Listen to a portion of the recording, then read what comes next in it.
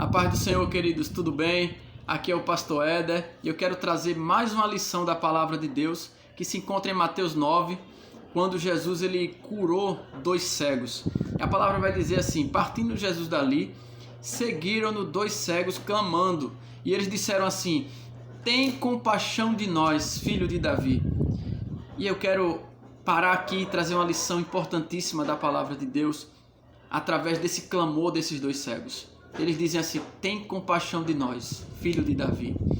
Querido, Jesus ele não resiste a um clamor misturado com humildade. Esses 2 cegos, quando eles disseram assim: tem compaixão de nós, filho de Davi, eles estavam se humilhando aos pés de Jesus. Querido, Deus é humilde. Humildade ele está no caráter de Deus.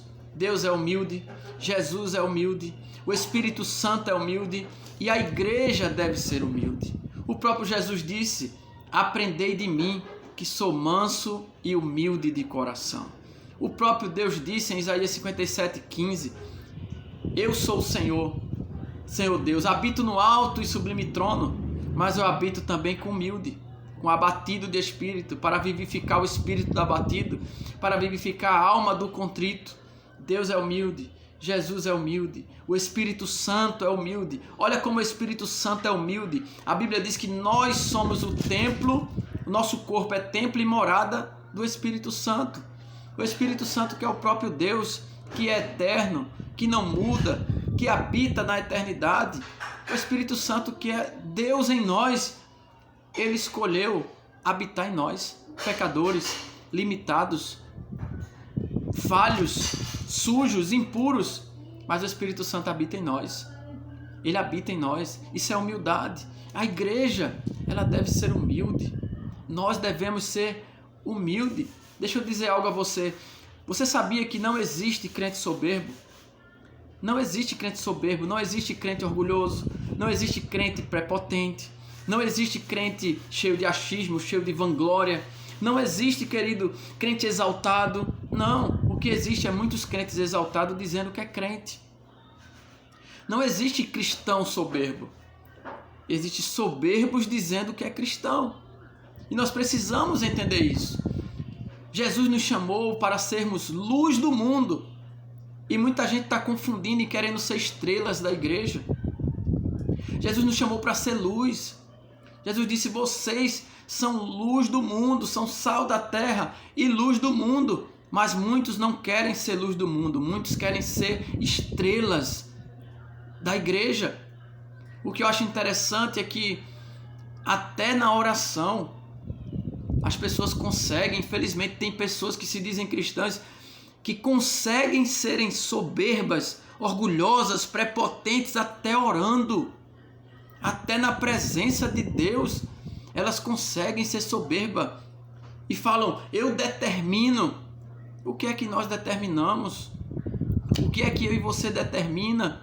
A palavra vai dizer em Provérbios 16:9: se o homem planeja os seus caminhos na sua alma, mas o Senhor é quem determina os seus passos.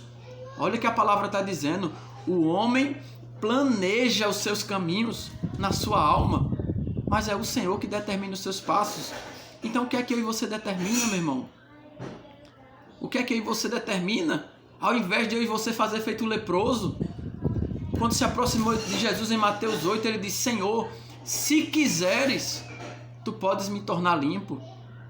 É isso que nós precisamos entender. Primeiro tem que vir a vontade de Deus, não a minha.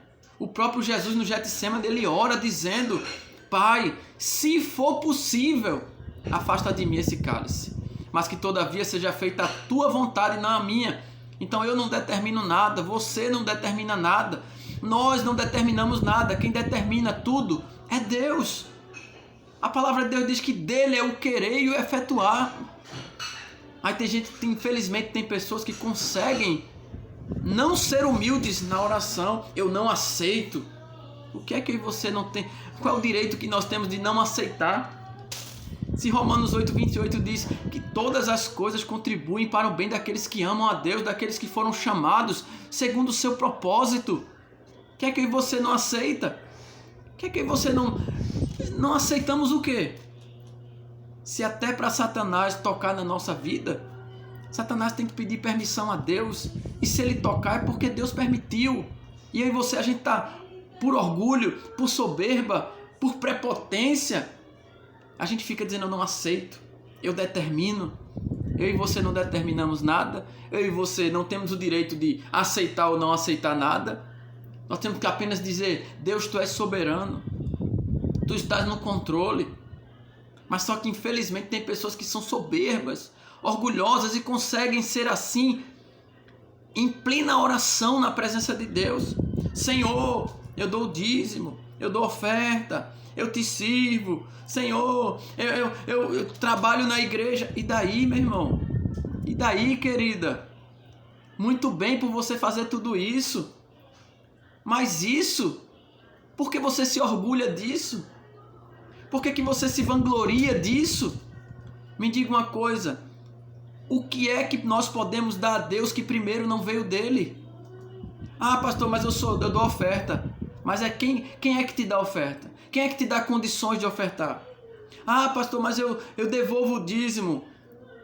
Mas quem é que nos dá condições de trabalhar e poder ter uma renda para poder ser dizimista?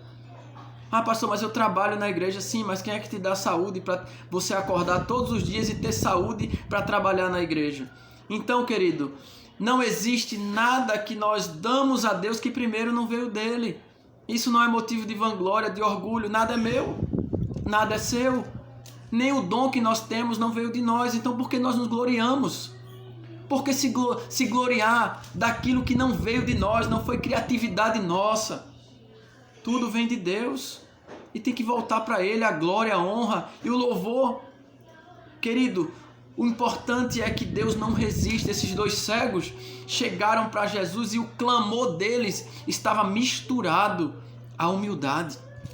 E Jesus, ele não resiste um clamor que venha misturado com humildade. Jesus não resiste.